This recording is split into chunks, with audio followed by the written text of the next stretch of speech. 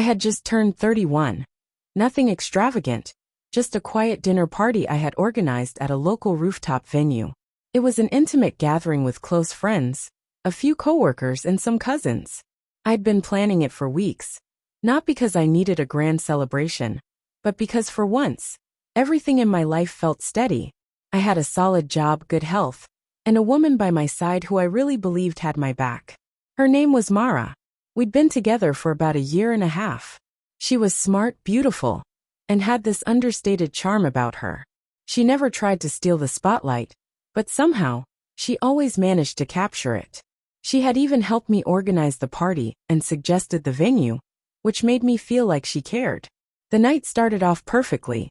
People arrived on time, bringing small gifts, sharing hugs, and filling the air with laughter. Nothing seemed out of the ordinary. I caught a glimpse of Mara across the room, talking to my cousin Ray. She looked stunning in that deep green dress, the one I had once told her was my favorite. When our eyes met, she smiled, and I couldn't help but smile back. Everything felt right. But then, right before the cake was brought out, he walked in. A guy I didn't recognize, tall, clean-shaven, confident, as if he was exactly where he belonged. He wasn't on the guest list. I knew all of my friends, my family, but not him. He didn't belong here. Mara walked right up to him and hugged him, like it was the most natural thing in the world. Then, as casually as you like, she introduced him. "Babe, this is Darren. We used to date back in college, but we stayed good friends." My heart sank. She didn't even ask me. She didn't mention him in the group chat. She just slipped him into the party like it was no big deal, as if I was supposed to be perfectly fine with it. I looked at her, then at him. His handshake was the kind that carried more pressure than a genuine grip. It wasn't just a handshake, it was a silent declaration of, "I'm here and I'm staying." I didn't make a scene. I nodded, keeping it cool, but inside I was boiling. I watched her, how she acted around him, how her laughter was a little louder, how she leaned in closer. I saw her brush something off his shirt, and her hand lingered just a little too long on his arm. Innocent, maybe to anyone else, but not to me. You know your girl's energy.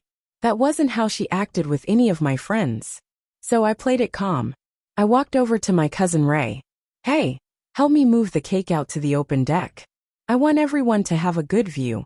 I even made a little announcement, lowering the music, getting everyone to stand in a semicircle.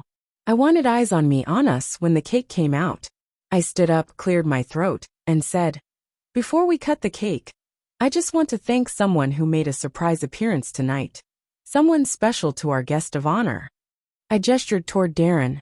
"It's not every day you invite your ex to your boyfriend's birthday without telling him.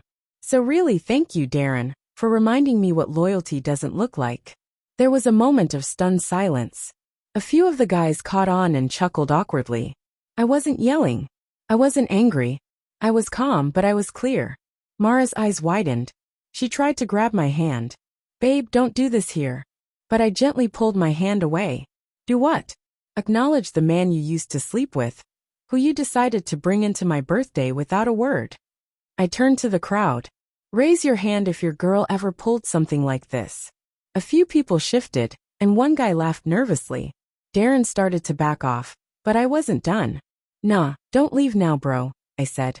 "You stayed this long, at least stay for dessert." I reached into my blazer pocket, pulled out an envelope, and handed it to Mara. "This is the receipt for the necklace you wanted last week. I was going to surprise you with it after the party. You said you loved it, but now." I shrugged. "Might as well return it. I think you already got the attention you were really after tonight." She froze. Her face went pale, her mouth open like she wanted to explain, but there was nothing left to say. Not in front of all those people. So I cut the cake, handed out slices, took pictures with my cousins, hugged my friends, laughed and smiled. I let her stand there, next to her ex, like two guests who were never invited. I left the party early, took a long walk, and slept like a baby that night. The next morning my phone buzzed. A wall of texts from Mara, full of apologies. She said it wasn't what it looked like, that she'd invited him, because they'd been through a lot together, and he was like family now. I didn't reply. She chose him. She chose attention. She chose disrespect. So I chose peace. And I gave them both something they would never forget: a front row seat to the end of a show they thought they were starring in.